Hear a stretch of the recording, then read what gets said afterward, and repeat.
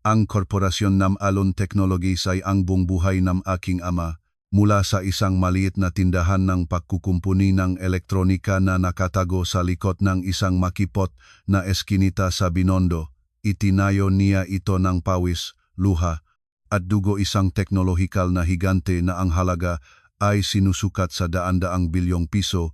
Nang araw na pumanaw siya, ang napakalaking kayamanan at ang kinabukasan ng libu-libong empleyado ng kumpanya ay nahulog sa aking mabalikat sa mga balikat ng kanyang nag-iisang anak na babae, nasanay lamang sa mga aklat, hapon na tsaa, at maingat na pangangalaga ng pamilya. Noon mismo pumasok si Damian sa aking buhay, naging ligtas na daungan. Siya ay isang batang punong ehekutibo mula sa simpleng pamilya, may talento sa pananalita at tila lubos na naintindihan ang pasanin ko. Ikinasal kami sa gitna ng pagtataka at pagpupuri ng gabilog sa negosyo. Ipinagkatiwala ko sa asawa ang lahat ng negosyong aking ama bilang isang walang katumbas na dote, kusang loob na lumayo sa anino upang maging isang mabuting asawa. Araw-araw ay ginugol ko sa aming malaking bahay. Sa Dasmariñas Village sa Makati, iniingatan ang bawat kulubot ng kanyang damit, bawat pagkain. Naniniwala akong ang aking sakripisyo at katapatan ay magbibigay sa akin ng tahimik na tahanan at isang asawang buong pusong magtatrabaho para sa kapakanan ng pamilyang kumpanya ng kanyang asawa. Ibinigay ko sa kanya ang lahat ng kapangyarihang gumawa ng desisyon sa korporasyon.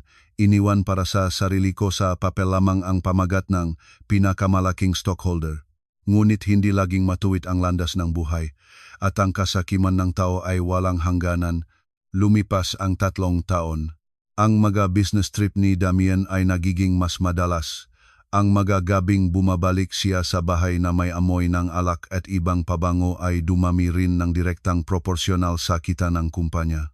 Ang mga mapagmalinong tanong ay halos nawala na, pinalitan ang inis at mga dahilan tungkol sa presyon sa trabaho upang maiwasan ang mga hapunan ng pamilya. Ang babae's intuition ay nagbibigay sa akin ng babala na may mali.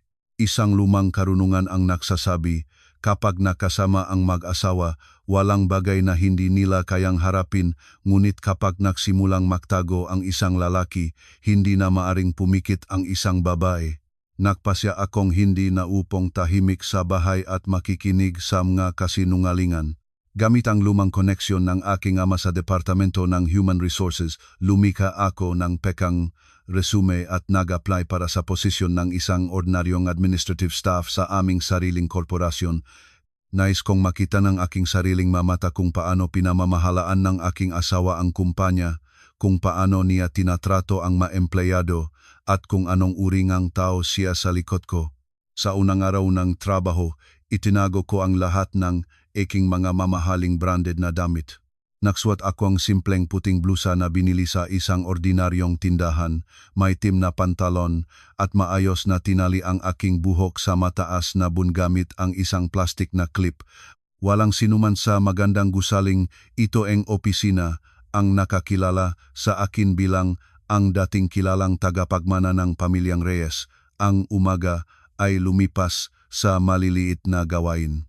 Pakokopya ng dokumento, pakahanda na kape, paklilinis na conference room. Nang malapit na sa tanghali, hiniling ng aking departamento na magdala akong isang tasang malamig na black coffee sa opisina ng pangkalahatang direktor. Hawak ang tray, lumalakad sa pamilyar na koridor na may pulang alpombra kung saan humawak ang aking ama sa aking kamay. Noong bata ako, naramdaman ko ang hindi masalitang emosyon. Ang pinto ng opisina ng pangkalahatang direktor gawa sa molave. Ang aming katutubong kahoy ay bahagyang nakabukas, may makitid na guhit ng liwanag. Nag-aabang na akong kumatok nang bigla akong natigilan, narinig ang mga ingay mula sa loob. Isang mapanukso at mahalay na tining ang isang babae. Agad kong nakilala ang tining ni Kira, ang mapanghikayat na sekretarya na personal na inupahan ni Damian 6 na buwan na ang nakakaraan. Nagsalita siya sa kanyang matamis at nakakainis na tinig. Tinuya niya ang asawang direktor. Tinawag itong isang walang silbing dependent na nabubuhay sa karangalan ng pangalan ng pamilya ng kanyang asawa. Sa loob ng maraming taon, ang asawa daw ay nanatiling sa kusina lamang, hindi na alam ang lasa ang mundo ang negosyo. Nagmamayabang siya na siya ang kanang kamay ng kanyang asawa, isang modernong babae na karapat-dapat tumayo sa tabi ng pangkalahatang direktor at samahan siyang abutin ang bagong rurok. Natulala ako sa lugar. Bahagyang nanginig ang tray sa aking makamay. Hinihintay ko na pigilin siya ni Damian, nasisigaw siya sa walang hiyang sekretarya upang ipagtanggol ang karangalan ng kanyang legal na asawang babaeng nagbigay sa kanya ng buong imperyo ng pamilya. Ngunit ni isang salitang pagtatanggol ay hindi narinig. Isang mababang tawang mapang-uyam mula kay Damian ang narinig ko. Sinang-ayunan niya ang magsalitang kanyang kerida. Tinawag niya ako na isang walang lasa na babae. Sinabi niyang nauuhaw siya sa aking lipas na panahong nga prinsipyo sa pamilya. Nagreklamo siya na ang pamumuhay sa akin ay tulad ng pamumuhay sa isang piraso ng kahoy. Dahil lamang na anak akong tagapagdatag, kinailangan niyang tiisin ang lahat ng mga taong ito upang makamit ang tiwala ng lupon ng madirektor. Nangako siya kay Kira ng ginto at kalangitan. Sinabi niyang kaunting oras na lamang, kapag naayos na ang lahat ng mga bagay, itatapon niya ako, bibigyan si Kira ng opisyal na katayuan at pahihintulutan siyang pumasok sa mataas na lipunan ng may tagumpay. Ang malamig na black coffee sa tray ay malakas na gumalaw, ilang patak ang nahulog sa aking kamay, sumusunong lamig hanggang sa mga buto. Bawat salitang dalawang iyon ay parang matalim na talim, pinutol ang aking pananampalataya at hangal na sakripisyo sa loob ng 3 taon. Ang aking kabaitan ay naging paksa ang kanilang tukso. Huminga ako ng malalim, nilunok ang mapait na bukol na naipit sa aking dibdib. Ang maluha ay hindi dapat dumaloy. Sa ganitong edad, paharap sa sakit ng pagtataksil, sa buong pagguhong ng damdamin, ang matao ay hindi na umiyak tulad ng mamakulit na bata. Habang lalong matindi ang sakit, mas malinaw at malamig ang naging isip ko. Iniunat ko ang aking malamig na kamay at buong lakas na itinulak ang mabigat na pinto. Bumukas ang pinto ng may putol na tunok na kumalat sa maluwag na opisina.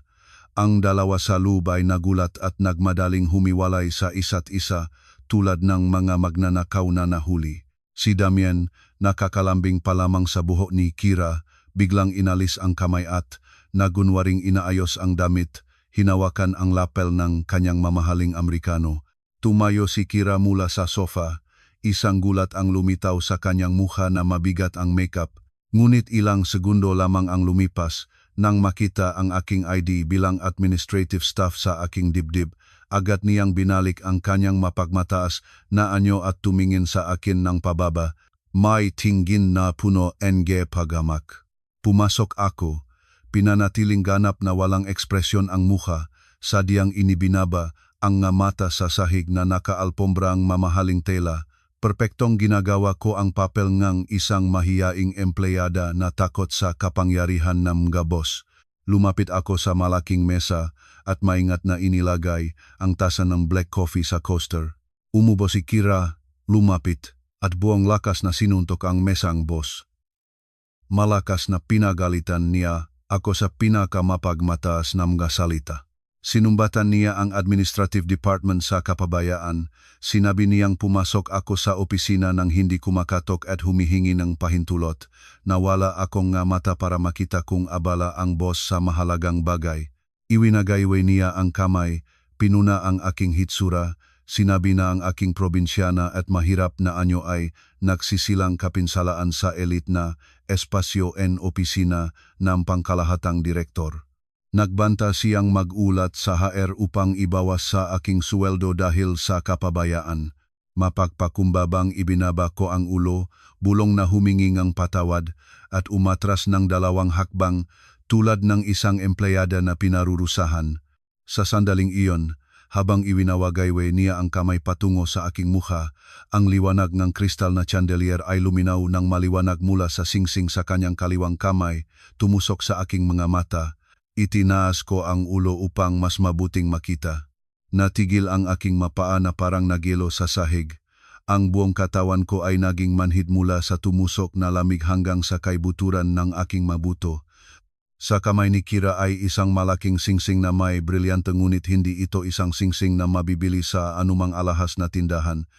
Isang rosas na gawa sa puting ginto, bumabalaot na, asul na brilyante sa gitna.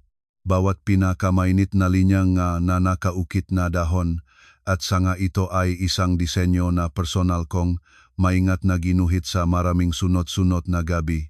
Ito ang sketch naming kasal na singsing para sa aming ikatlong anibersaryo ng kasal na maingat kong iniingatan sa aking personal na ligtas sa bahay. Pinaplano ko noong susunod na buwan na ihatid ito sa isang lumang kaibigan na gawain. Paano naging tunay na singsing ang aking lihim na sketch? Ngayon ay nasa kamay ngang maliit na krida na ito, iisa lamang ang sagot. Lihim na sinilip ni Damian ang fault. Personal niyang binuksan ang aking ligtas, ninakaw ang sketch na pinunan ko ng kaluluwa at inutos ang singsing para sa ibang babae. Ang pagtataksil na ito ay hindi na lamang isang simpleng pagkakamaling pangmahal na lalaki, hindi pagtugis ng nobedad. Ang pagbibigayng sketch ng kasal na singsing ng asawa sa kanyang krida, ang panlalait sa likod ng legal na kabiyak, ang pangangako ng kinabukasan sa isang ikatlong partido lahat ng magawa na ito ay malayo na sa ordinaryong panlilinlang. Napagtanto ko ang isang bagay na mas nakakakaba. Hindi lamang sila lihim na nakakasama sa likod ko, nagpapatupad sila ng isang masamang at maingat na pinlano na pakana. Si Kira ay hindi lamang isang babaeng pumasok sa isang dayuhang pamilya para sa bulsa ang pera. Siya ay isang tusong kukuwak na naghihintay ng araw upang itaboy ang may-ari ng pugat at agawin ang lahat ng kayanganan. Si Damian, ganap na nabulag ng pagnanasa, ay handang kasama ang kanyang kerida sa pagpaplano ng pagkuha ng Alon Technologies na itinayo ng aking ama sa loob ng maraming taon, nagbuhos ng dugo at luha. Lumabas ako at maingat na, nang tahimik hanggat maari, isinara ang pinto sa likod ko. Habang lumalakad sa walang tao na koridor, malinaw kong narinig ang tuktok ng aking mga sapatos sa malamig na marmol na sahig. Ang paunang pagsabog ng galit ay ganap na lumipas na. Nagbigay daan ito sa isang nakakatakot na katahimikan at kalinawan ng isip. Ipinakita ng kawe ang tunay nitong mukha sa pinakahayag na paraan. Hindi na ako maring manatiling isang masunuring, hindi nakakakita na asawa. Ang kayamanan ng aking ama ay kailangang ipagtanggol sa anumang halaga. Ipapakita ko sa kanila na ang anak na babae ni Victor Reyes ay hindi kabilang sa mga mahinang babaeng madaling yurakan. Ang kamatayan na labanan ay opisyal na nagsimula ng isara ang pintong opisina. Ang oras ng tanghalian sa punong opisina ng Alon Technologies ay laging pinakamaingay. Sa isang bahaging ang oras ng araw na iyon, ang malaking kafeterya sa ika-6 na palapag ay malinaw na nahahati sa dalawang lugar na eksaktong sumasalamin sa hierarking kapangyarihan sa opisina. Sa isang panik, mga hanay ng mamesa at upuan na gawa sa compressed wood na malapit na nakakadapo para sa daan-daang ordinaryong empleyado mula sa iba't ibang departamento. Sa kabila, isang lugar na may maluho at komportableng upuan na nakabalot ng mamahaling upholstery at mainit na dilaw na ilaw, eksklusibo para sa mga nasa pamunuan mula sa mga pinuno ng departamento pataas. Ang uringang paghahati sa kumpanya ay lumitaw dito ng pinakamalinaw at walang awa. Dala ang aking tray na may simpleng tanghalian, dumaan ako sa maingay na hanay ng mga nagtatawanan at nag-uusap na tao. Ang aking tingin ay nakatuon hindi sa pagkain, kundi direkta sa lugar na may mga mamahaling upuan. Doon nakaupo si Kira, nakadangkal ang binti ng may pagmamalaking ang isang tunay na reyna. Sa paligid niya, nag-alaga ang ilang pinuno ng grupo, nagpapabor, naglalagay ng pagkain, nagbubuhos ng tubig. Sa eleganteng mesa sa harapan niya ay isang matte black na termos na may magandang nakaukit na letra na D. Sa pagkakita ng termos na iyon, kumulo ang dugo sa akin. Ito ay ang termos na aking maingat na inorder mula sa isang artisano sa ibang lugar. Personal na hiniling ko ang pagukit ng pangalan ni Damian upang dalhin niya ito sa trabaho araw-araw.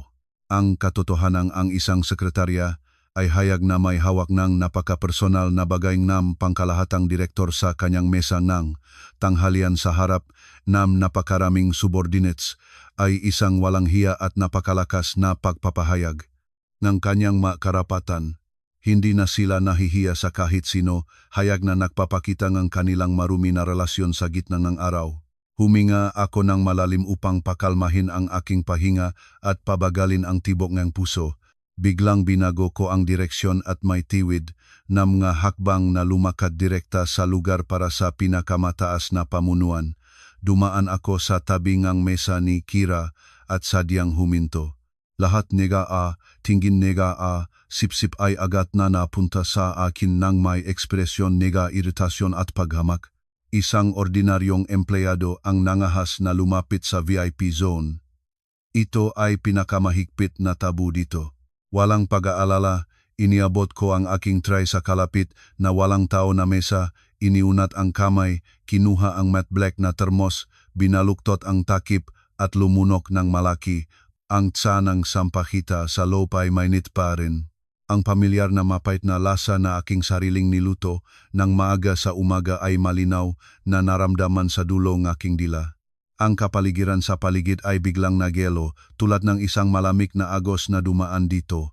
Ang mga pinunong grupo ay tumingin ng malawa na mga mata at bibig, hindi naniniwala sa matapang na eksena na nangyayari sa harapan nila.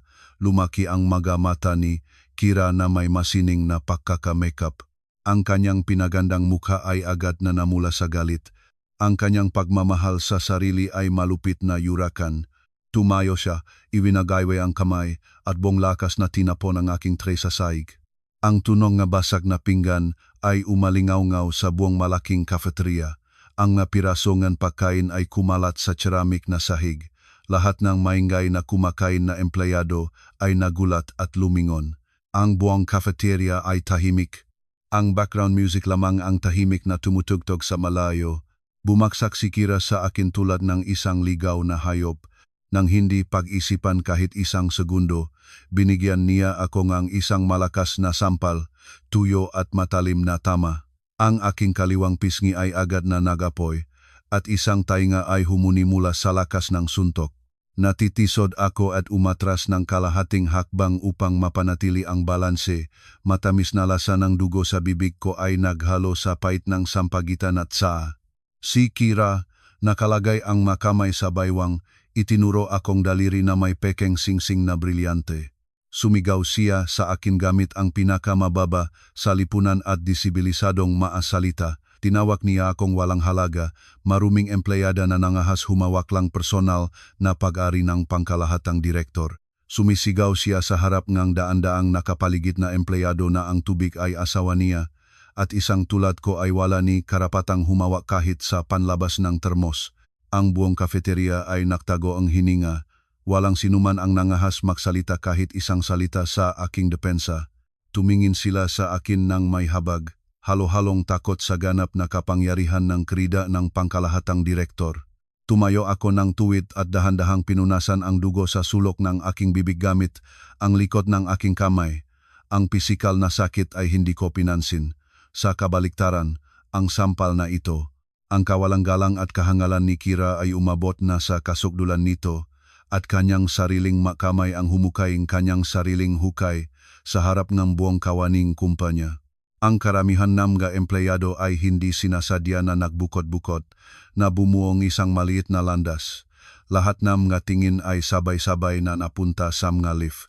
Mula sa pangunahing pasukan ng kafeterya, nagmamadaling lumakad si Damian, narinig ang ingay ng basak na pinggan at matalim na sigaong, kanyang krida na umaling-aungaw hanggang sa koridor, napilitang lumabas bilang pinunong ng kumpanya upang resolbahin ang problema at patayin ang apoy upang mapanatili ang mukha ng pamunuan. Ang mukha ni Damian sa simula ay nagpapahayag ng inis, ang iritasyon ng isang manager na ginambalan ng mga subordinate sa kanyang mahalagang tanghalian. Buong lakas niyang hinawi ang karamihan at humakbang ng direkta sa sentro ng kaguluhan. Nang ang kanyang naiinis na tingin ay dumulas sa tanawin ng labanan ang basak na tray, ang ganap na sabaw sa sahig at pagkatapos ay dahan-dahang tumigil sa isang figura ng babae na nakatayo ng tuwid na may kamay na nakadiit sa namagang pisngi ang mapaani. Damian ay biglang natulala tulad ng isang tao na tumungtong sa isang mina. Lahat ng dugo ay agad na umurong mula sa kanyang magandang mukha na sa isang sandali ay naging abo tulad ng isang bangkay na hindi pa nililubong. Ang kanyang mga pupil ay bumaba sa maliliit na tuldok at tumusok sa aking walang ekspresyon na mukha.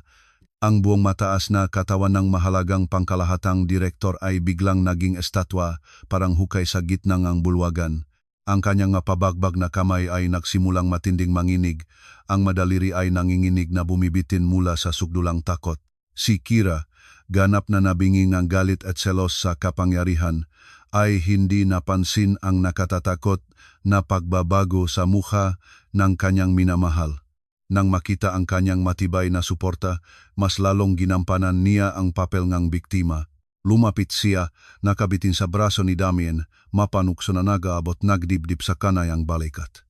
Itinuro niya ako, patuloy na sumisigaw at humihiling kay Damien na agad natawagan ang seguridad at itaboy ang walang hiyang babae sa gusali. Malakas na nagreklamo na sadya kung sinayang ang kanyang karangalan sa harap ng karamihan na hindi ko alam ang aking lugar at nangahas ako lumapit at humawak ng personal na pag-aari ng boss upang makaakit ng pansin. Ngunit si Damien ay ganap na bingi sa pagpupukaong kanyang krida. Hindi siya sumagot at hindi gumawa ng anumang nakapapawing ang kalooban na kilos sa kanyang direksyon.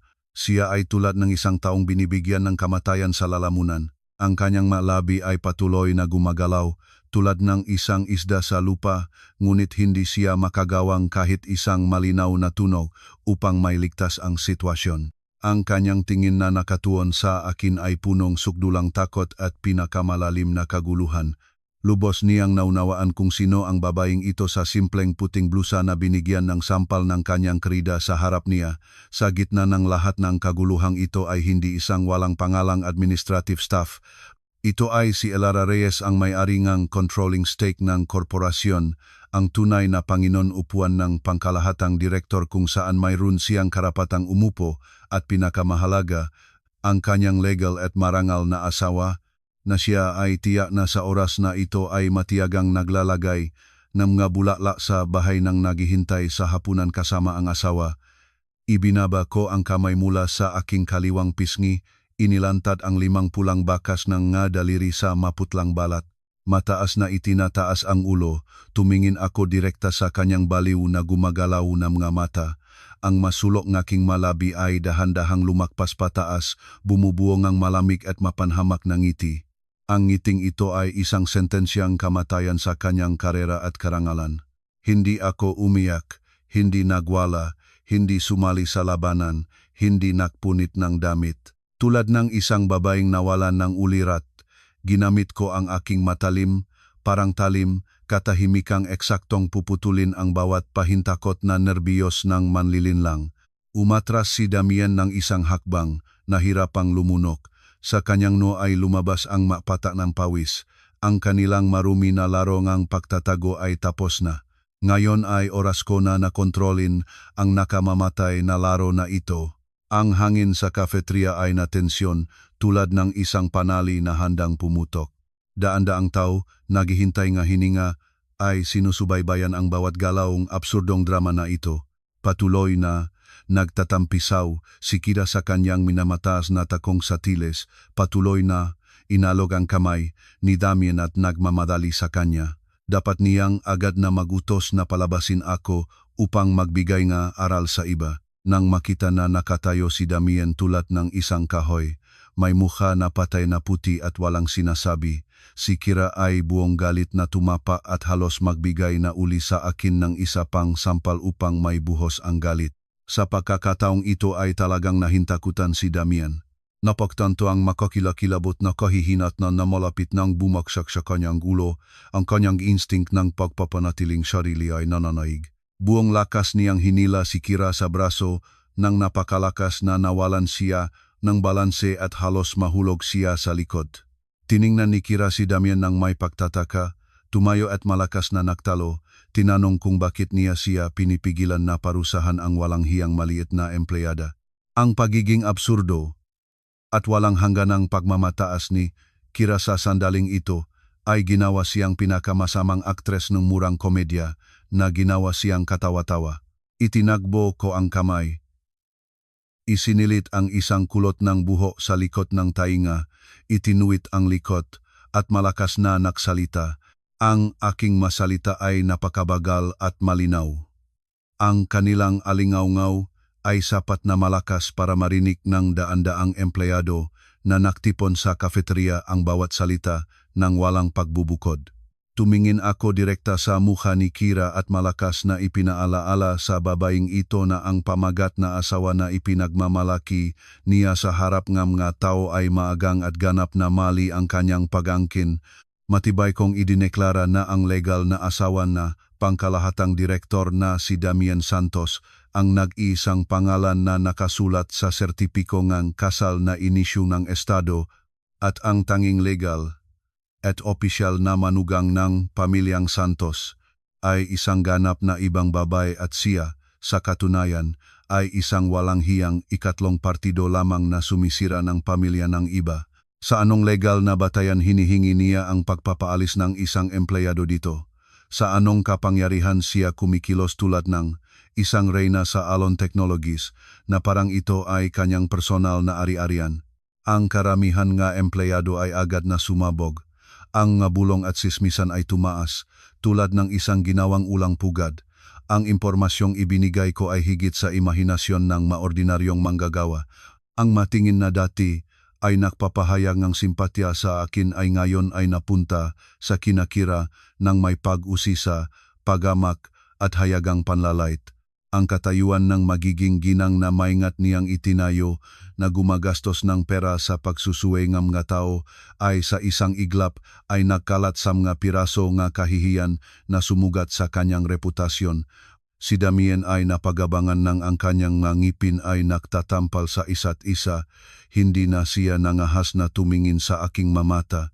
Ang pahintakot na takot sa pagkawalang posisyon ng pangkalahatang direktor, ang pagkawalang napakalaking kayamanan na kanyang inangkin, at ang kumpletong pagkawalang ang karangalan ay nabigat ng higit sa lahat ng pagmamataas ng manlilinlang na lalaking ito.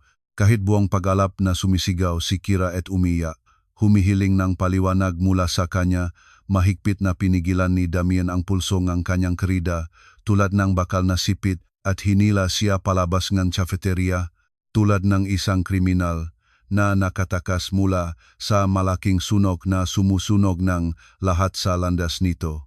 Sa pagtingin sa mahiyaing at duwag na likod ng dalawang manlilinlang, bahagya akong pinunasan ang maliit na dumi mula sa puting manggas. Ang aking unang kontraatake ay tamaan. Ang kanilang pekeng pagmamahal sa sarili ay walang alinlangan na yurakan sa harap ng buong tauhan ng korporasyon. Ngunit sa kaibuturan ng aking puso, naunawaan ko na ito ay isang prelude lamang. Ang kahihiyang ito ay walang kabuluhan. Hindi nito mabayaran ang pawis at dugo ng aking ama na kanilang plano na sirain araw-araw.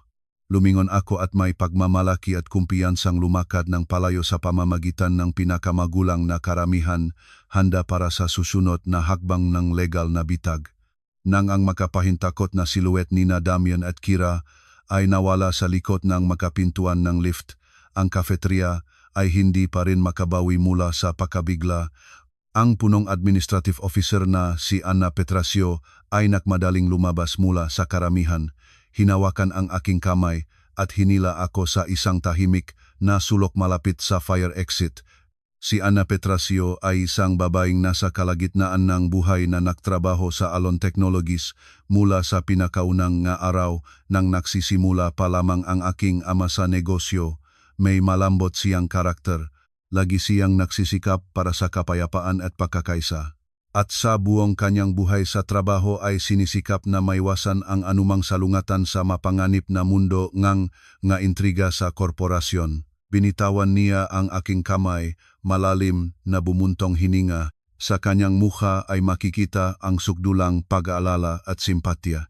Ibinaba niya ang tinig at pinapayuhan ako na mabilis na bumalik sa aking lugar sa trabaho, magsulat ng liham ng pagbibitif ngayon na sa hapon at umalis ng maari bago pa magkaroon ng gulo upang hindi maabutan ng problema. Ayon sa kanya, si Kira ay hindi lamang ang paboritong krida ng pangkalahatang direktor. Minamanipula rin niya ang HR aparatus, hawak sa mga kamay niya ang karapatan sa buhay at kamatayan at handa siyang walang awa na harapin ang kahit sino na mga hastumayo sa kanyang daan. Sinabi niya na marunong na akong sumugal, sinuka ang kamay ko direkta sa pugat ng mga putakti. Ang katayuan ng isang ordinaryong empleyada sa probationary period ay ganap na hindi nagbibigay sa akin ng pagkakataon na makipaglaban sa makapangyarihan at mapamahalang pangkat. Nakatayo akong tahimik at nakikinig, naunawaan ang katapatan ni Anna Petrasio, ngunit hindi niya namamalayang kung sino talaga ang maliit na babaeng nakatayo sa harap niya at kung gaano kalakas ang dugo na dumadaloy sa kanyang mga ugat. Sa halip na magpaliwanag, mahinahon akong kinuha ang aking smartphone mula sa bulsang pantalon, lumabas ang screen, nagswipe ako at pinindot ang play button ng audio file na lihim ko lang na naitala. Ang buong eksena ng sagupaan mula sa vulgari na pangangalaga ni Kira sa estilo ng palangkero hanggang sa tunog ng pinggan na sumabog sa sahig. At kahit ang tunog ng nakakabuteng sampal sa aking pisngi, lahat ay naitala ng perpektong malinaw at makatotohanan. Ang recording ay napakagandang kalidad na maririnig kahit ang matinding pahinga ng krida sa sandali ng pagbiga. Nang marinig ang recording, si Anna Petrasio ay namutla, ang kanyang nalabi ay nanginig at hindi siya nangahas na magsalitang kahit isang salitang babala. Maraming taon siyang nagtrabaho sa HR at lubos na naunawaan ang legal na seryosidad ng ebidensya ng karahasan at panlalait ng personalidad. Inilagay ko ang telepono sa bulsa, bahagyang tumango kay Anna Petrasio bilang paalam at lumingon, naglakad patungo sa aking maliit na opisina, tahimik na matatagpuan sa dulong koridor sa ikatlong palapag. Sa silid ay may amoying lumang papel, matalim na amoying tinta, at nakakasakal na atmosfera mula sa mga tumpok ng mga naipon ng mga kaso. Inilipat ko ang swivel chair at umupo sa harap ng lumang desktop computer. Inilagay ko ang naka-encrypt na USB drive sa USB port. Ang screen ng computer ay kumislap. Lumika ako ng multi-level na secure na folder, maingat na kinopya ang audio file dito at binigyan ito ng malinaw na panggalan. Ebidensya, isa pampublikong pag-amin sa ilegal na relasyon at panlalait ng personalidad. Ang unang hakbang sa plano ng pagpapabagsak sa mga usurpador ay naisakatuparan ng perpekto. Nakopromise ko sa aking sarili na hindi ko kailanman makabala sa makalabanan sa kaya o pakpunit na damit tulad ng makawalang edukasyon na tao. Ako ang nag-isang anak na babae ni Victor Reyes, isang taong naktayo ng isang imperyo sa bilyon-bilyon sa pamamagitan ng kanyang natatanging talino at bakal na espiritu. Gagamitin ko ang transparency ng batas, ang malupit na mga panuntunan ng mundong negosyo, at ang hindi may kakaila na ebidensya upang mabawi ang lahat ng karapatan ko. Inakala nilang mahina akong babae lamang, isang manika sa salamin ng bintana, nabubuhay sa anino ng katanyagan ng aking asawa. Malaki silang nakamali. Kapag nalampasan na ang huling hangganan, magiging isang bagyo ako na magsasalis ng lahat ng karumihan mula sa korporasyon. Ang unang bitag ay nailagay ng perpekto. Isang bitag para sa mga daga na ngumuya ng kayamanan ng aking ama. Ang aking ama sa buhay ay isang matalinong negosyante na laging nakakakita ng anumang nga sorpresa sa mapanganib na larangan ng negosyo.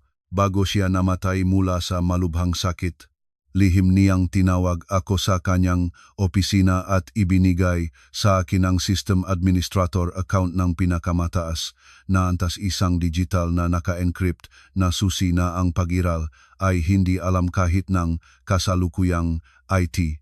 Direktor ng korporasyon, ang pinakamataas na excess na ito ay nagpapahintulot sa akin na tingnan at kunin ang anumang data mula sa panloob na komunikasyon hanggang sa mga ledger ng accounting ng Alon Technologies nang hindi nag-iwan ng anumang elektronikong bakas.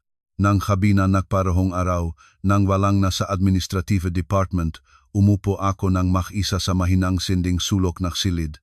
Inilagay ko ang authentication token sa computer at nag-type ng komplikadong 64 character na password. Ang screen ay agad nagbago sa tahimik na interface ng administrator na may itim na background at berdeng titik. Ang function ng paghahanap ay naaktibo. Nagsimula akong suriin ang buong kasaysayan ng email, panloop na mensahe, at sistema ng pag-apruba ng gastos ni Damian sa loob ng 3 taon ng kanyang pamumuno. Ang numero at dokumento na lumabas sa screen ay nagpabagsak ng aking tiyan sa pagkasuklam. Ang kasakiman ng tao ay mas walang awa kaysa sa anumang armas. Ay download ko ang lahat ng mga invoice para sa pagbabayad ng mga presidential suite sa mga 5-star na hotel sa gitna ng lungsod. Mga resibo para sa pagbili ng mga designer bag na gawa sa balat ng buwaya. Mga invoice para sa mamahaling relo na may brilyante. Lahat ng gagastos na ito ay marunong na itinago ni Damian bilang representasyon ng gastos ng kumpanya, palihim na winawasa ang pondo ng gastos sa paglalakbay. Kahit sa mga mensahe trabaho sa corporate system ay gumagamit sila ng slang, walang hiyang tinatawag ang isa't isa na asawa at mister. Kinolekta ko ang lahat ng mga dokumentong ito at inisave ang mga ito sa isang secure na folder na pinangalan ng ebidensya 2. Ang pagkabulok ay hindi limitado sa paggamit ng pera ng kumpanya para sa pagpapanatili ng krida. Mas malalim akong nahukay sa daloy ng mga pamumuhunan sa mga pinaksamang proyekto. 10 bilyong piso mula sa mga pondong alon technologies ay direkta na inaprubahan ni Damian at inilipat sa 3 bagong itinayo na pribadong media company sa ilalim nga pagkukunwaring makontrata sa brand promotion. Kinopya ko ang kanilang mabirtin at agad na sinureti ang impormasyon ng pagpaparehistro kang 3 kumpanyang ito sa pambansang portal para sa negosyo. Nahulog ang kurtina ng lihim. Ang malegal na kinatawan ng lahat ng 3 pekeng kumpanya ay mataong may apelyidong Fajardo na may parehong address ng pagpaparehistro na ganap na tumutugma sa pangalan ng kapatid na lalaki at ina ni Kira. Ang mapangunahing pondo ng korporasyon ay nailegal na inilipat at muling ipinamamahagi ng napakatalinong paraan sa malaking sukat at sistematiko. Hindi na ito simpleng pagkakamaling moral sa pamilya. Ito ay mga pagnanakaw at sadyang paglabag sa mga regulasyon na humantong sa seryosong pagkawala sa pananalapi. Maingat kong kinopya ang lahat ng mga bank statement at pekeng kontrata, inisave ang mga ito bilang ebidensya 3. Ang krimen ng pakikipagsabuatan para sa layunin ng ilegal na pag-alis ng mga asset ay malinaw tulad ng araw at sapat upang ipadala ang mga ito sa bilangguan sa loob ng magandang 10 taon. Habang mas maraming mga marumi na dokumento ang aking tinitignan, mas naiintindihan ko na ang aking 3 taon na pasensya ay ang pinakadakilang pagkakasala sa alaala ng aking ama. Nang lahat ng pinansyal na ebidensya ay ligtas na naisave sa protektadong USB drive, handa na akong mag-disconnect mula sa sistema nang biglang naalala ko ang isa pang lihim ng buhay pa, upang maiwasan ang paglusob ng mga espiya ng industriya at pagnanakaw ng mga pangunahing teknolohiya. Personal na inatasan ng aking ama ang kanyang mga pinakakatiwalaang teknisyan na mag-install ng napakaliit na nakatagong kamera sa isang sulok ng kristal na chandelier sa opisina ng pangkalahatang direktor. Ang ito ay nagtrabaho ng autonomo, nagpapadala ang data direkta sa isang hiwalay na protektadong server. Sa ironing kapalaran, ang advanced na sistemang seguridad na ito ngayon ay naging aking pinakamalakas na kasangkapan. Nakakuha ako ng access sa data storage server ng camera at maingat na na-filter ang mga recording sa nakarang 3 buwan. Nilaktawan ko ang mga mahabang pulong at ang aking daliri ay huminto sa isang video recording na ginawa ng huli sa gabing ang eksaktong 2 buwan na ang nakaraan. Sa mataas na resolusyon na screen, malinaw na makikita sina Damian at Kira. Yumayapos sila at nagugulong sa sofa na gawa sa natural na balat na nakakahalaga ng daan-daang libong piso, direkta sa sagradong lugar ng trabaho. Ang tunog ay naitala ng napakaganda. Walang tigil na hinahaplos ni Kira ang dibdib ni Damian. Sa mapanukso at mapaghariang tono, nagmamadali sa kanya na mabilis na makahanap ng paraan upang palayasin ang matandang asawa sa bahay at pumasok sa pamilya. Nagreklamo siya na hindi na niya nais na maging lihim na krida kahit isang araw, hindi na niya nais na ibahagi ang kanyang lalaki sa iba. Si Damian hinahalikan ang lik ng kanyang krida, nangako sa kanya nito sa tiwit na tono, Ang kanyang salita ay napakamalupit at malamig na sa aking likod ay nakpatakbo ang pag-ikting. Sinabi niya na aktibo siyang naghahanda para sa pag-akit ng malaking kapital mula sa investment fund na hilagang bituin. Binigyang diin niya sa kanyang krida na sa sandaling ang bagong bilyon-bilyon ay makapasok sa account ng korporasyon, agad niyang gagamitin ang mga pekeng kumpanya upang ganap na ilabas ang mga pangunahing asset, ginagawang walang laman ang Alon Technologies na may mga utang. Pagkatapos ng pag-alis ng lahat ng mga halaga, pipiliting pirmahan ako nga dokumentong diborsyo, hayagang inaangkin ang huling bahagi nga ari-arian.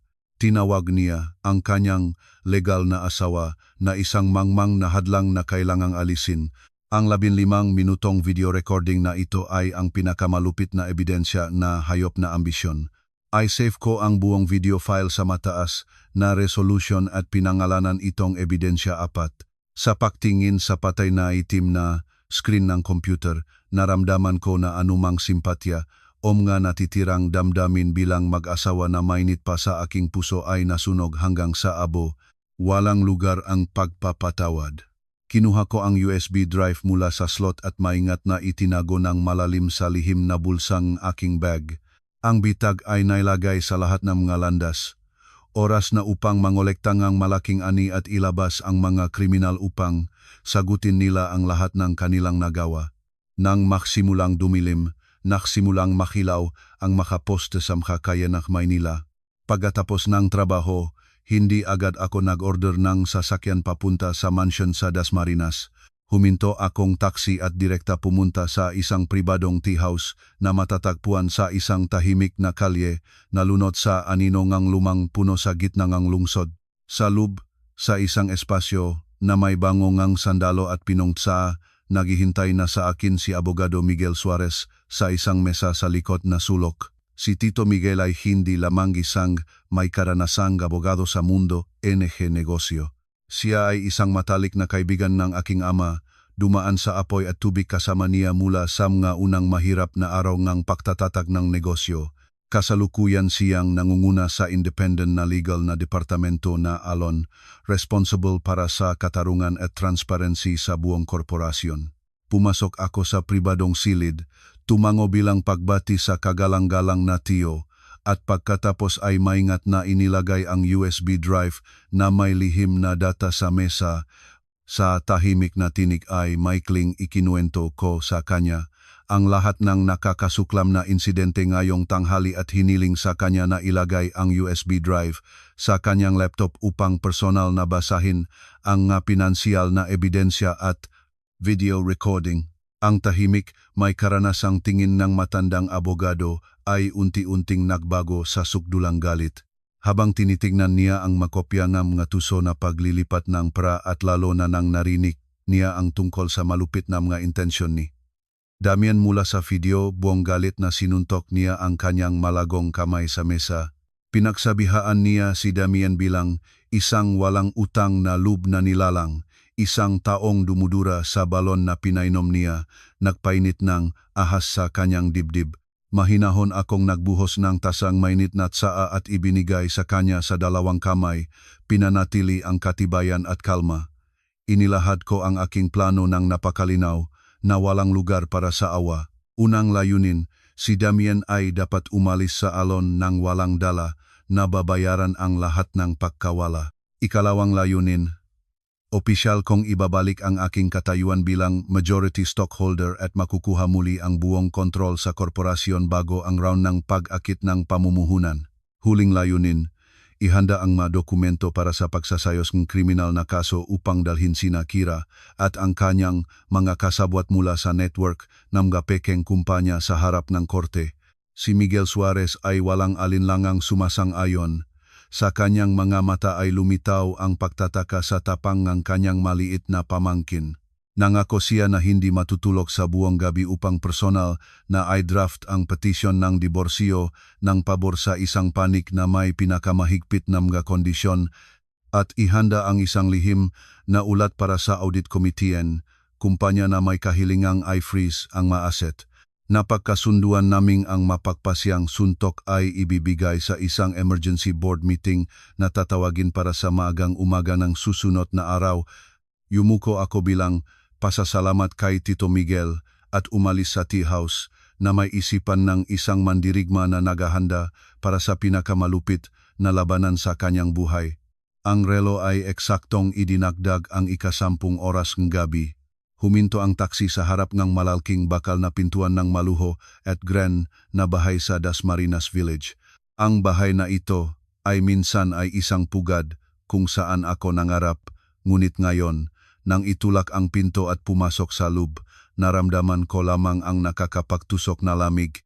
Tulad ng pagpasok sa isang libingan na naglubong ang aking maliwanag na kabataan. Dumaan ako sa bulwagan at pumasok sa maluwag na sala. Palugay na nakaupo si Damian sa mamahaling sofa. Ang ashtray sa mesa ang salamin ay puno ng gapinong sigarilyo. Nang makita ako, agad niyang pinawi ang sigarilyo at nagmadaling tumayo na may karaniwang ekspresyon ng pagkukunwaring pagmamalasakit sa mukha. Mabilis siyang lumapit sa akin, nagabot ng tubo ng mamahaling medicated cream. Sinabi niya sa isang napakalmang tinig na may nakasalang ekspresyon sa mukha na ang insidente sa tanghali sa cafeteria ay isang malas na hindi pagkakaunawaan lamang. Nagsimula siyang magbigay ng buong sisi sa Querida. Sinabi na si Kira dahil sa kanyang mabilis na sumasakit, makulit na karakter at presyon sa trabaho ay kumikilos ng walang pag-isip at malupit. Sumumpa at nangako siya na bukas sa kumpanya ay bibigyan siya nito ng pagwawasak at pipipilit siyang humingi ng paumanhin sa tuhod upang maibalik ang aking karangalan. Ginampanan niya ang papel ng isang walang magagawang asawa, napakalalim ng kalungkutan na naabala ang kanyang minamahal na asawa ngang isang subordinat. Itiniklop ko ang mga braso sa dibdib, ganap na tumanggi na tanggapin ang tubong iyon ng cream na may dumi. Nakatayo akong hindi gumagalaw, malamig na pinanood kung paano niya tinapos ang kanyang katawa-tawang palabas. Nang matapos na siya, matalas na tinanong ko siya kung anong partikular na hindi pagkakaunawaan ang kanyang tinutukoy. Tungkol ba ito sa pagbubukas niya ay king ligtas at paggawa and sketch naming anibersaryo na singsing bilang regalo para sa kanyang Querida, o tungkol ba ito sa lihim niyang pagliha nga pekeng kumpanya para ilabas ang mga asset ng korporasyon at nagplano siyang palayasin ako sa bahay ng walang kahit isang piso pagkatapos ng diborsyo. Nang marinig ang masalitang ito, matalim tulad ng kutsilyo na pinuksa ang kanyang kaibuturan, si Damian ay natulala at nahulog ang tubo sa sahig. Ang mapagmalasakit na ngiti sa kanyang mukha ay agad na nagyelo. Lumaki ang mata sa takot. Dahan-dahan akong binuksan ang bag, kinuha ang isang tumpok ng malinaw na mga kulay na larawan at inihagis ang ito sa mesa ng salamin. Ito ay frame mula sa video recording na nagpapakita sa kanya na yumayapos at gumagawa ng mamaruming plano kasama ang kanyang mahalay na sekretarya. Tumingin ako sa kanyang mata ng diretso. Ang aking tinik ay walang anumang emosyon. Nagpahayag akong ultimatum, humihiling na ihanda niya ang sarili para harapin ang batas. Ang palabas ng isang ehemplong asawa ay opisyal na natapos na nagbibigay daan sa isang karapat-dapat na parusa. Sa sala ay naging napakatahimik na maririnig ang air conditioner sa sulok. Yumuko si Damian, kumuha ng kulay na larawan na nanginginig ang makamay at habang mas matagal niyang tiningnan ang ito, mas nagbago ang kanyang mukha mula sa puti hanggang sa mapula mula sa kahihiyang at galit. Ang tunay na kalikasan ng isang masakim na lalaking napaknak sa sulok ay lumitaw sa wakas. Inihagis niya ang malarawan sa mesa, itinaas ang ulo at nagmatigas na tumingin sa akin. Ang kanyang salobin ay ganap na nagbago. Itinuro niya ako ng daliri sa mukha at nagbantang umusal. Tinawag niya akong isang tuso at mapanlinlang na babae na nangahas na kumuhangang nga tao para sa pagsubaybay at investigasyon laban sa sariling asawa. Sinuntok niya ang sarili sa dibdib. Idineklara na sa nakaraang 3 taon, kung wala siya na nagtatrabaho hanggang hating gabi, ang Alon Technologies ay matagal nang nawasak. Ipinagdiwang niya, ang kanyang sarili bilang pangunahing bayani, may karapatang agawin ang lahat. Sa kanya, ang isang may bahay tulad ko ay walang pagkakataon na harapin siya. Humingi siya sa akin na sirain ang lahat ng mga dokumento at matahimik na manatiling isang dekorasyon na asawa, kung hindi ay kukuhaing lahat ng ari-arian at papalayasin niya ako ng walang kahit isang sentimo. Nagtawa ako ng malakas. Ang aking tawa, malinis ngunit puno ng sukdulang pagamak, ay lumaganap sa katahimikan ng gabi. Humakbang ako pasulong. Naging kaharap ng kanyang nainis na tingin. Ni katiting ay hindi ako natakot sa kanyang walang laman na mga banta. Tumingin ako direkta sa baluktot na mukhang lalaking minsan ko pang tinawag na asawa na mahal ko ng buong puso ko. Ang damdamin bilang mag-asawa ay ngayon ay naging isang bunton ngang malamig na abo. Sa malamig na tono ay nagpahayag ako ng ultimatum, malakas na nagpapahayag. Hiningi ko na bago magtanghali bukas, personal niyang pirmahan ang utos ng walang katiyakang pagtanggal kay Kira Fajardo. Kasabay nito ay dapat niyang agad na ibigay ang isang kumpletong ulat ng mga pinaksamang ari-arian at ibalik ang lahat ng mga pondong inangkin mula sa kasamang kabangbayan.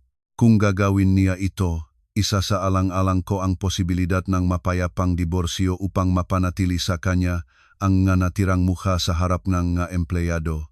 Nang marinig ito, si Damian ay namula. Iwinagaywe niya ang kamay, ibumagsak ang isang baso ng tubig sa mesa at bastos na tumanggi gamit ang pinakabulgar na mga pahayag. Sinabi niyang may sakit ako sa pagmamalaki na inabuso ko ang aking posisyon. Huminghim siya at nagutos sa akin na umalis sa kanyang paningin ngayong gabi at ipinagbawal akong lumabas sa kumpanya kahit isa pang beses. Hindi na ako nagtatalo pa. Mahinahon akong yumuko, kinuha ang aking bag at lumabas sa pangunahing pintuan. Ang tuktok ng aking sapatos ay pantay na tumatama sa bato ng bakuran. Sa bulsa ng aking jacket ay nag-alab ang pulang ilawng napakaliit na voice recorder. Lahat ng kanyang mabanta tungkol sa pagagaw ng ari-arian at mapanghamak na pagamak sa batas ay ganap na naitala na naging huling hindi may kakailan na suntok. Kinabukasan, ang langit sa itaas ng Maynila ay hindi kapanipaniwalang malinaw. Ang maliwanag na liwanag ng araw ay tumagos sa mga kurtina ng bintanan hotel room kung saan ako pansamantalang nanatili sa gabi. Maagang nagising ako, tumayo sa harap ng malaking salamin upang ayusin ang aking sarili. Ngayon ay hindi na araw ng mahiyain at mahinang administrative staff. Pinili ko para sa aking sarili ang isang mahigpit na babaeng business suit na kulay burgundy na ang maayos na mga linya ay nagbibigay diin sa aking matangkat ngunit malakas na katawan. Ang itim na sapatos na may mataas na takong at matulis na dulo ay may pagmamalaking tinatampal ang ritmo. Tinali ko ang buhok sa mataas na klasikong bun at pinintahan ang aking malabi na maliwanag na pulang lipstick. Ang larawan ng tagapagmanang Alon Technologies ay ganap na nagising, handa sa labanan. Eksakto ng alas 8 ng umaga, huminto ang taksi sa pangunahing pasukan ng korporasyon. Lumabas ako ng sasakyan at may dignidad na dumaan sa mga umikot na salamin na pinto. Ang aking kapansin-pansing pagbabago ay nagpapanut ng mga babae sa reception na naktitinginan. Ganap nilang hindi nakilala sa eleganteng babaeng ito ang empleyada na kahapon ay binigyan ng sampal sa kafeteria. Hindi ako nagbibigay pansin sa mga mausisang tingin sa paligid, direkta akong pumunta sa mga lift para sa pamunuan. Sa parehong oras, lahat ng computer ng libu-libong empleyado ng korporasyon ay sabay-sabay na nakatanggap ng isang urgent na email mula sa Panloop na HR system. Ang nilalaman ng liham ay napakaikli ngunit may epekto ng isang sumabog na bomba. Sa paunawa ay nagsasabing ang walang katiyakang pagpapalaya ni Kira Fajardo mula sa posisyon ng sekretarya ng pangkalahatang direktor ay may kahilingang agad na ibigay ang responsibilidad at umalis sa gusali.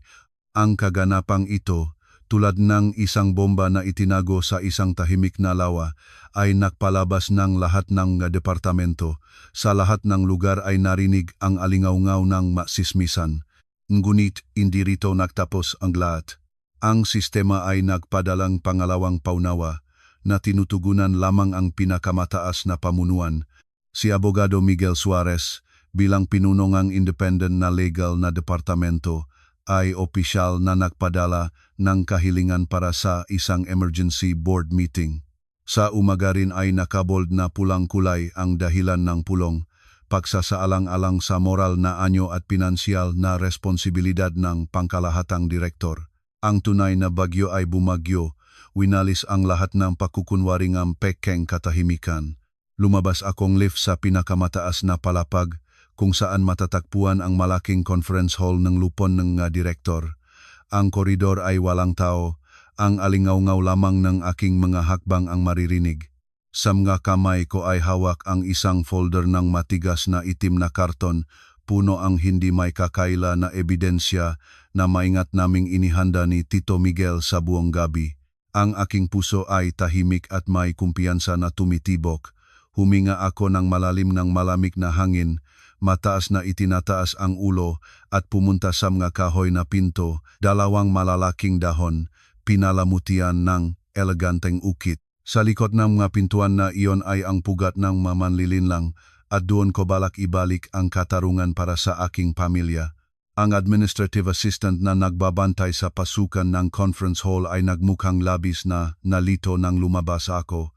Nagmadaling ikinaklat ang mga kamay sa makabilang panik, pinigilan ang aking landas, at nagsasalita ng paulit-ulit nagpaalam, ikinulong na ang pulong na ito ay isang saradong pulong, pinakamataas na pamunuan. Ang mga empleyado na walang wastong kapangyarihan ay ganap na ipinagbawal na lumapit. Tumingin ako sa kanya ng isang tusok na tingin. Ang hindi nakikitang presyon mula sa babaeng may pulang suit ay nagpaatras sa assistant at hindi namamalayang ibinaba ang makamay. Mahinahon akong iniwasan siya at sa dalawang kamay ay buong lakas na itinulak ang mabibigat na kahoy na pinto. Ang kaluskos ng mga bisagra ay maingay at matalim. Nilabak ang naganap na katahimikan sa loop, bumukas ang mapinto. Lahat ng mga tingin ng maimpluwensyang miyembro ng lupon ng mga director at audit committee ay sabay-sabay na napunta sa dumating. Sa upuan NG tagapanggulo ay nakaupo si Damien. Ang kanyang mukha ay pagod na pagod, ang mga mata ay namamagamula sa paggawala ng tulog at pag-aalala. Nang makita akong pumasok na may ganitong anyo, siya ay parang trampolina ng ahas. Buong lakas, niyang sinuntok ang mesa, sumigaw at nagutos sa seguridad na agad na palabasin ang labag. Hindi ko pinansin ang kanyang walang kapangyarihang galit. Dahan-dahan, may tiwit na mga hakbang na lumapit ako sa gitna ng oval na mesa para sa mga pulong. Nilibot ko ang tingin sa lahat ng matatandang mukha na nakaupo sa paligid.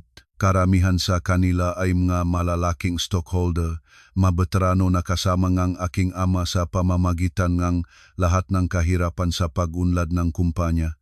Tumingin sila sa akin ng may pagtataka, ang ilan ay nakunot ng noo, sinisikap na alalahanin ang mapamilyar na muka sa muka ng babaeng nakatayo sa harapan nila. Buong lakas ko itinatapon ang itim na folder sa salaming mesa. Ang matalim na tunok ay nakaakit ng panlahatang atensyon. Tumayo ako ng tuwid, sumilong sa mesa ng makamay at nagsalita sa isang malakas, malinaw na tinig. Ang aking masalita ay may bigat ng tunay na kapangyarihan. Malakas na ipinagpahayag ko ang aking tunay na pagkakakilanlan sa harap ng buong pamunuan. Kinumpirma ko na ako ay si Elara Reyes, ang nagisang natural na anak ng yumaong tagapanggulo na si Victor Reyes, tagapagtatag ng Alon Technologies. Ipinagpahayag ko rin ang aking katayuan bilang legal na kinatawan, may hawak ng 51% na controlling stake bilang pinakamalaking stockholder na may desibong boto. Sa wakas ay binigyang diin ko ang aking katayuan bilang nag-isang legal na asawa ng pangkalahatang direktor na si Damien Santos. Ang buong silid ay lumubog sa isang nagwawagayway na katahimikan. Ang aking pahayag ay ganap na sinira ang pekeng autoridad na maingat na itinayo ni Damien sa loob ni 3 taon at opisyal na binago ang mga kart sa nakamamatay na laro na ito. Ang biglang paglabas at pahayag ng aking pagkakakilanlan ay nagdulot ng tunay na pagkabigla sa conference hall. Si Damien, na parang tinamaan ng kidlat, ay tumigil, kinagat ang mga ngipin hanggang dumugo, Binuksan niya ang bibig upang tumutol, ngunit natuyuan ang kanyang lalamunan at hindi siya makakagawa ng kahit isang salita para sa kaligtasan. Ang mabeterano ng lupon ng madirektor ay nag-usap na si Vladimir Soriano, pangalawang tagapangulong korporasyon at pinakamalapit na kapatid sa pangalan ng aking ama, ay mabilis na tumayo. Itinaas niya ang salamin at nakatitig sa akin. Ang kanyang mamata ay napuno ng luha nang makilala niya ang makatangian ng aking ama sa aking mukha. Hindi ako naktalal kahit isang segundo. Binuksan ko ang itim na folder at personal na ibinahagi ang kopya ng ebidensya sa bawat miyembro ng lupon ng madirektor. Ang patay na kaluskos ng gapay ng ibinailing ay naini. Nakatayo ako sa gitna ng silit at sa matalim, tulad ng kutsilyo, na tinig ay malinaw na inilahat ang bawat seryosong paglabak ni Damien. Ipinakita ko ang makopya nga tuso na bank transfers na nakpapatunay na 10 bilyong piso mula sa reserve fund ay ilegal na ibinawas ni Damien at inilipat sa 3 pekeng media company. Itinuro ko rin ang marelasyon ng pamilya sa pagitan ng malegal na entidad ng makumpanyang ito at ng sekretarya na si Kira Fajardo. Ang maruming katotohanan tungkol sa pag-alis ng mga aset ng kumpanya para sa pagpapanatili ng krida ay malinaw na inilarawan sa puting papel na may asul na timbre ng bangko. Ang mga kagalang-galang na stockholder, lalo na si Vladimir Soriano, ay nagbago ang muka abang nagbabasa. Ang muka ni Vladimir Soriano ay namula sa gali. Ang kanyang kamay ay kumapit ng papel ng matindi na nanginig ito. Buong lakas niyang itinatapon ang folder sa mesa, itinuro si Damien at pinagalitan siya para sa kanyang kawalan ng utang na loob at kabastusan para sa pagnanakaw ng pera na kinikita ng pawis at dugo ng kanyang makatrabaho sa kumpanya. Si Damien ay nasa kaguluhan, malamig na pawis ang dumadaloy sa kanyang noo. Desperadong sinisikap niyang ipaliwanag gamit ang pinakahindi kapanipaniwalang maargumento. Malakas siyang nagdalo, inaangkin na ito ay ordinaryong desisyon sa pamumuhunan lamang na naglalayong palawakin ang presensya ng media ng korporasyon bago ang pag-akit ng pamumuhunan. Paulit-ulit na tinanggihan ang anumang kaunayan sa mga interes na grupo, inakusahan akong pagpepeke ng mga dokumento upang mabahiran ang kanyang reputasyon dahil sa personal na pahihiganti. Ang kanyang walang kayang katuso ay nagdala ng tensyon sa bulwagan hanggang sa sugdulan. Lahat ng mga tingin ay nakaturon sa akin, nahihintay ng huling kontraatake. Wala akong ipinakita na galit sa walang kayang paninirang puri ni Damien. Ang nalulunod ay laging kumakapit sa huling dayami. Malamig akong ngumiti, kinuha ang telepono mula sa bulsa ng jacket at mahinahon na lumapit sa control panel ng central projector. Ikinonekta ko ang cable, inilabas ang imahe mula sa telepono sa malaking puting dingding sa dulong mesa. Ang liwanag mula sa projector ay nahulog sa maputlang mukha ni Damien na may takot na lumilikha ng malupit at lubos na karapat-dapat na larawan. Pinindot ko ang play button ng video. Sa screen sa mataas na resolusyon ay lumabas ang imahe nina Damien at Kira, yumayapos at nagugulong sa sofa direkta sa sagradong silidnan, trabaho 2 buwan na ang nakaraan. Ang tunog mula sa mga speaker ng conference room ay napakaganda ang kalidad. Ang matulis na tinig ng krida, humihiling sa palayasin ang asawa sa bahay. At pagkatapos ay tumuno ang pinakamalupit na bagay ang malamig, tuso na tinih ni Damien, matibay na inilalatag ang plano ng pag-alis ng mga pangunahing asset. Malinaw siyang nagsalitang siyang intensyon na gamitin ang pera mula sa investment fund na hilagang bituin upang iplander ang alon at pagkatapos ay pilitin akong magdiborsyo upang makumpleto ang kaapihan. Ang salita mismo ni Damien sa video ay naging nakamamatay na suntok na tinusok ang lahat ng kanyang masinungaling na patunay. Sumabog ang bulwagan sa pagkakagalit. Ang maneutral na stockholder na dati ay nanahimik, nagsimulang sumuntok sa mesa, nagpoprotesta laban sa moral na pagkabulok at seryosong paglabag sa batas ng pangkalahatang direktor. Tumayo ng tuwid si Vladimir Soriano, ang kanyang mukha ay nagnilaga sa galit, malakas niyang hiningi na agad na itigil ang pulong para sa protokol. Si Damian ay ganap na nawalan ng kakayahang lumaban. Ang kanyang nga paa ay nanginig at umurong at ang kanyang buong mataas na katawan ay bumaksak sa upuan ng tagapangulo. Tinabunan niya nga kamay ang kanyang ulo. Ang kanyang pagmamahal sa sarili, reputasyon at ilusyong kayamanan ay bumagsak sa loob lamang ng 15 minuto. Ang pinuno nga audit committee ay tumayo at malakas na nagmungkahi sa lupon ng madirektor na bumoto para sa agarang pagtanggal ng pangkalahatang direktor na si Damian Santos mula sa lahat ng nangunguna na posisyon. Kasabay nito, lahat nega ebidensya ay isisilyo at direktang ibibigay sa opisina nega pagsisiyasat nega ekonomikong krimen. Ang nakamamatay na suntok ay ibinigay na.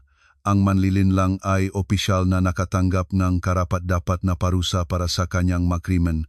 Nang tapos na ang pinuno na audit committee ng kanyang mungkahi sa pagboto, ang makahoy na pinto ng conference hall ay muling buhas-basang binuksan. Pumasok si Kira Fajardo na magulo ang buhok at may pinaslide na makeup mula sa mga luha. Ganap niyang pinawalang pansin ang presensya ng 12 ng maimpluwensyang stockholder na tahimik na nakaupo sa oval na mesa. Bumulusok siya direkta sa upuan ng tagapangulo kung saan si Damian ay nakaupo, ibinababa ang ulo sa kawalan ng pag-asa. Hinawakan niya siya sa mamahaling kwelyo ang jacket, malakas na umiiyak at humihiling sa kanya na tumayo at ipagtanggol ang kanyang karangalan at katarungan. Malakas na nagkwento siya tungkol sa HR department na kusanglub na nakpadala ng seguridad sa kanyang mesa. Hayak nilang kinolekta ang kanyang personal na gamit sa isang kahon at itinatapon siya sa labas ng gusali tulad ng isang kriminal. Buong galit na inalok ni Kira si Damian sa mga balikat, humihiling na agad niyang gamitin ang kapangyarihan niya bilang pangkalahatang direktor at pirmahan ang utos ang pagpapaalis ng pinuno ng HR na nangahas lumaban sa kanya. Dahan-dahan na itinataas ni Damian ang ulo, ang kanyang mata ay namamaga, tulad ng isang hayop na napakna sa sulok. Sa halip na yakapin at aliwin ang Krida sa matamis na mga salita tulad ng dati, kinagat niya ang mangipin at binigyan si Kira ng isang nakakabuteng sampal. Ang suntok na puno ngang pagalit at puwersa ngang isang may gulang na lalaki ay nakpanay sa kanya ngang balanse at nahulog siya sa karpet na sahig. Tumayo si Damian, inilalabas ang lahat ng kanyang galit, kahihiyan, at takot sa isa na itinuturing niyang sanhi ng lahat ng kalamidad na bumaksak sa kanyang ulo. Itinuro niya si Kira sa mukha, pinagalitan siya gamit ang pinakahuling na salita. Tinawag niya itong hangal, walang silbi, na ang walang hanggang kasakiman ay sumira sa kanyang buong maningning na karera at kayamanan. Duwag niyang ibinuhos ang lahat ng sisi sa kanya, sumisigaw sa harap ng lupon ng direktor na si Kira ang nanghikayat sa kanya, sa kanyang kagandahan, nalason siya at hinimok sa mgagawa na sumasaklaw sa etika ng negosyo. Tinanggihan niya ang lahat ng damdamin, inaangkin na naging biktima, siya ang isang maayos na pinlano, napakana para sa paglabas ng pera na inilagay ni Kira. Si Kira, nahawak ang kamay sa namagang pisngi, namangha tumingin sa lalaking minsan ay nananumpa sa kanyang walang hanggang pagmamahal at ngayon ay may ganitong put na sumugot sa kanya. Ang kanyang tingin ay aksidenteng nahulog sa napakalaking screen ng projector sa dingding. Ang video ay nakapause pa rin sa frame kung saan sila ay yumayapos sa sofa at ang tunok ay kakanahayag lamang ng kanilang plano sa pag-agaw ng maaset. Siya ay nabasag. Ang kahihiyan ng pagiging nahayag bilang isang minamahal, isang manloloko sa harap ng buong pinakamataas na pamunuan ay nagdala sa kanya ng nervous breakdown. Sumigaw si Kira tulad ng isang nasisira ng ulo, tumayo at bumulusok papuntas kay Damian, sinisikap na kalaykayan ang kanyang mukha. Isinumpa niya siya, tinawag siyang isang duwag na takot humarap sa kanyang nagawa, isang kaaba-abang tao na nagpiga ng limon at nagtatapon ng balat. Ang dalawang manlilinlang na minsan ay makasamang nagtatayong ng plano para agawin ang bunga ng pagsisikap ng aking pamilya, ay ngayon ay gumugulong sa sahig ng conference hall. ngumuya sa isa't isa tulad ng dalawang asong gubat na naglalaban para sa bulok na biktima. Nasusuklam na tumingin si Vladimir Soriano sa maruming at di kaya-ayang tanawin. Buong lakas siyang sumuntok sa mesa at malakas na nagutos sa seguridad na pumasok. 6 na mataas, matibay na mga gwardiya na nakaitim na uniforme ay agad na sumugod sa bulwagan. Profesional nilang hinawakan, tinali ang mga kamay at inabot sina Damian at Kira palabas ng emergency conference hall. Ang masumpa, sigaw, at iyak ay unti-unting lumayo at tumalon sa likod ng mga saradong pintuan ng lift. Sa maluwag na conference hall ay muling sumaping ang katahimikan, ngunit ang hangin ay nagpabigat pa rin ng pagkagalit at pagkabigla. Ang basura ay nalinis na mula sa tahanan. Ngayon ay oras na para sa akin na opisyal na simulan ang pagbabago ng imperyo na maingat na itinayo ng aking ama mula sa mga guho. Ang kahiyahiyang pagpapatalsik mula sa posisyon ng pangkalahatang direktor at serya ngangga pinansyal na paglabag ay lumikhang napakalaking vacuum ng kapangyarihan sa isang napakasensitibong sandali. 1 linggo pa lamang ang natitira bago dumating ang isang mataas na antas na delegasyon mula sa investment fund na hilagang bituin para sa huling round ng mga negosasyon kung saan nakasalalay ang pagsasayos ng napakalaking kapital sa halaga ng dandang bilyong piso sa Alon Technologies. Ito ay isang proyekto na may kritikal na kahalagahan para sa pagpapaunlad na aming mapangunahing teknolohiya. Ang pagkawala na legal na kinatawan at pinakamataas na tagapamuno bago ang pag-akit ng pamumuhunan ay walang pagsalang hahantong sa kumpanya sa isang estado ng matinding kaguluhan. Ilang mga stockholder sa conference hall ay naumukhang napakapaw-alale.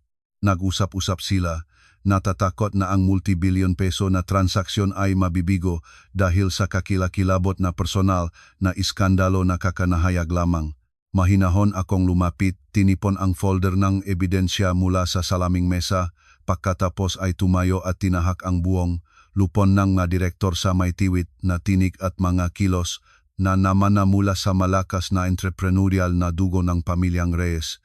Determinadong nagmungkahi ako ng plano para makalabas sa krisis. Itinangkilik ko ang kandidatura ni Vladimir Soriano, isang taong may perpektong reputasyon sa mundo ng negosyo, pinakamahabang karanasan at isa sa mga tagapagtatag ng korporasyon para sa pansamantalang pagpapatupad ng mga tungkulin ng tagapangulo ng lupon ng mga direktor. Ang kanyang presensya ay magiging isang maasahang sinturon na magpapanatag ng moral ng mga empleyado at mapapanatili ang tiwala ng mga estratehikong kasosyo sa transisyonal na panahon. Tungkol sa direktang operasyon ng pamamahala, idineklara ko na bilang kinatawan ng pinakamalaking stockholder ay personal na aayat sa posisyon ng Acting Chief Executive Officer. Nangako ako sa lahat ng miyembro ng lupon na sa pinakamabilis na oras ay ayusin ko ang pinansyal na kaguluhan na iniwanan ni Damian at isasara ang lahat ng pagtagas ng pondo. Higit pa rito, personal kong pamumunuan ang delegasyon sa mga negosasyon at direkta akong makikipag-usap sa mga kinatawan ng investment fund na hilagang bituin. Upang palakasin ang ganap na tiwalang lahat ng naroon, hiniling ko sa assistant na iyon ang projector at malinaw na inilahat ang plano ng restructuring ng mga departamento at pag-optimize ng kita. Ito ang pangunahing estratehikong pamana na iniwan ng aking ama bilang isang gabay na magdamak naming pinaunlat ni Abogado Miguel Suarez, isinasaalang-alang ang kasalukuyang sitwasyon. Ang matalas na mga numero, malinaw na estratehikong paningin at aking walang kompromisong determinasyon ay ganap na nakumbinsi sa pinakatanda at pinakamaikting na mga stockholder. Si Vladimir Soriano ay sabay na tumango. Sa kanyang mga mata sa likod ng salamin ay makikita ang pagmamalaki sa kanyang malakas na pamangkin. Ang pinuno na audit committee ay agad na nagsagawa ng bukas na pagboto. 100% ng mga miyembro ng lupon ng madirektor ay nag-isang bosong nagtayo ng magakamay bilang pagsang-ayon. Ang desisyon ng pag-ayos at pagpapaalis ay ginawa ng tuwid sa pulong. Ang dokumento ay naging epektibo agad. Mula sa sandaling ang kahoy na martilyo ay tumamasa, mesa, si Elara Reyes ay opisyal na binago ang takbo na laro. Nang legal at nang may karapatan, lumabas siya sa malupit na arena ng mundo ng negosyo upang ipagtanggol at paunlarin ang walang katumbas na pamana ng kanyang ama. Nang araw ding iyon, nagutos ako sa administrative staff na ilipat ang lahat ng aking personal na gamit mula sa maliit na silid sa ikatlong palapak direkta sa maluwag na opisina ng pangkalahatang direktor. Ang unang bagay na ginawa ko pagkatanggap ng opisina ay nagtawag ng profesional na cleaning company para sa disinfection. Inutos ko sa kanila na ilabas at itapon ang buong set ng mamahaling leather furniture at palitan ang lahat ng kurtina. Ganap na ayaw ko na magkaroon ng kahit isang maruming bakas ng dalawang kriminal na iyon sa sagradong espasyo ng trabaho kung saan minsan nagtrabaho ang aking ama. Ang malawak na panloob na paglilinis ay nagsimula sa ilalim ng aking bakal na pamumuno bilang bagong acting chief executive officer. Ang balita na si Damien ay inalis sa lahat ng kapangyarihan at pinalayas sa kumpanyang seguridad ay kumalat ng bilis ng apoy sa tuyong panahon. Ang manaktangkilik dati sa kanila at malapit na nakikipagtulungan para sa personal na benepisyo ay agad na nabahala. Lubos nilang naunawaan na ang panloop na network ng cybersecurity na personal ko ang kumokontrol ay nahayag ng lahat ng ugat ng komplikadong sistema ng katiwalian. Kinabukasan ng umaga, ang financial director at manager ng media projects na isang si Federico ay nanginginig ang mukha, walang dugo, nakatayo sa pila sa labas ng aking opisina. Nagdala sila ng bundok na folder na may itim na accounting, kusang loop na ibinibigay ang lahat ng ebidensya ng illegal na utos ni Damien. Nais nilang tubusin ang kanilang kasalanan, buong puso ang pag-amin sa lahat ng iskema ng paglilipat ng pera, nagmamakaawa sa akin ng habag at na huwag kong isumite ang kanilang magakaso sa mga autoridad. Pinanatili ko ang malamig na ekspresyon ng mukha, tatanggap ng lahat ng mga pekeng dokumento. Agad akong pumirmang utos ng pagtanggal mula sa trabaho ng buong interes na pangkat na inalis ang kanilang akses sa sistema para sa komprehensibong pagsusuri. Gumastos akong malaking halaga, kumukuha ng sabay-sabay ng dalawang nangungunang independent na kumpanya ng audit sa bansa na nagtrabaho ng walang pahinga araw at gabi, bawat pinakamaliit na numero. Bawat kahina-hinalang invoice sa loob ng 3 taon ay muling sinuri ng eksperto. Ang pinansyal na butas na nalikha dahil sa walang hiyang pag-alis ng pondo sa mga pekeng kumpanya ay unti-unting nagsimulang isara. 10 bilyong piso na inalis mula sa kumpanya ay matagumpay na nablok ng Bangko Sentral at isang plano ay inihanda para sa kanilang kumpletong pagbabalik sa korporasyon. Ang kumpanya ay dumaan sa isang malupit na operasyong kirurhiko, determinadong inalis ang malignan na bukol sa kanilang punong ugat na nagumit ng kanyang kakayahang mabuhay. Maraming hindi kakayahang at koruptong manager ang agad na pinalitan ng mga bata, tunay na may kakayahan at moral na malinis na mga tauhan. Sa kabilang seryosong pagbabago sa tauhan, ang espiritu ng trabaho ng libu-libong empleyado ay umabot sa hindi pa nakikita ng mga taas. Ang atmosfera ng kalinisan, katarungan at bakal na disiplina ay naibalik. Ang Alon Technologies ay tulad ng kalawanging makina na ngayon ay kakapagpalit ng langis at ito ay nagbago sa bagong buhay, handa para sa isang mahalagang hakbang sa stock market. Ang prosesong korte ay lumakad sa nakuryenteng bilis at may ganap na kahigpitan ng batas. Ang aking kasong diborsyo ay tinatanggap ng lungsod na hukuman at nalutas sa loob ng isang sesyon lamang.